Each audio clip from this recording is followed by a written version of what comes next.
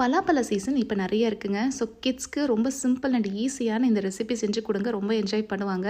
அதுக்கு முன்னாடி ஃபஸ்ட்டு பலாப்பழத்தை எப்படி கட் பண்ணலான்னு பார்க்கலாம். அதுக்கு வந்து கத்தியில் வந்து நல்லா எண்ணெய் தடவிக்கோங்க, கையில் எண்ணெய் தடவிக்கோங்க. அப்போ தான் கட் பண்ண வரும். இல்லைன்னா அதை உள்ளே இருக்க அந்த பிசு தன்மை வந்து எல்லாத்துலேயும் ஒட்டிக்கும்.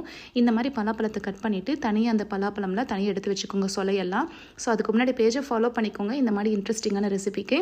ஸோ இது எல்லாத்தையும் தனியாக எடுத்து வச்சுட்டு பலாப்பழத்தில் இருக்கிற சீட்ஸ் எல்லாம் ரிமூவ் பண்ணிடுங்க. ரிமூவ் பண்ணிவிட்டு அது சின்ன பீசஸாக கட் பண்ணிக்கோங்க. இல்லைன்னா அப்படியே கூட மிக்ஸி ஜாரில் ஆட் பண்ணிக்கலாம்.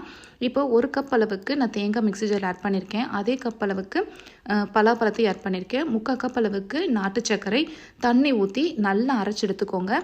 இப்போ வந்து 2 கப் அளவுக்கு 2லேருந்து 1.5 கப் அளவுக்கு நம்ம அரிசி மாவு ஆட் பண்ண போகிறோம். அதுலேயே வந்து ஒரு சிட்டிகை ஏலக்காய், கொஞ்சம் உப்பு ஆட் பண்ணிவிட்டு தண்ணி ஊற்றி கரெக்டான கன்சிஸ்டன்சிக்கு நான் இந்த பதத்துக்கு பிசைஞ்சு எடுத்து மிதமான சூட்டில் இருக்கிற எண்ணெயில் குட்டி குட்டி போண்டா மாதிரி போட்டு எடுத்திங்கன்னா ரொம்ப டேஸ்டியாக இருக்கும். ஒரு ஸ்வீட் போண்டா ரெடி ஆயிடுச்சு.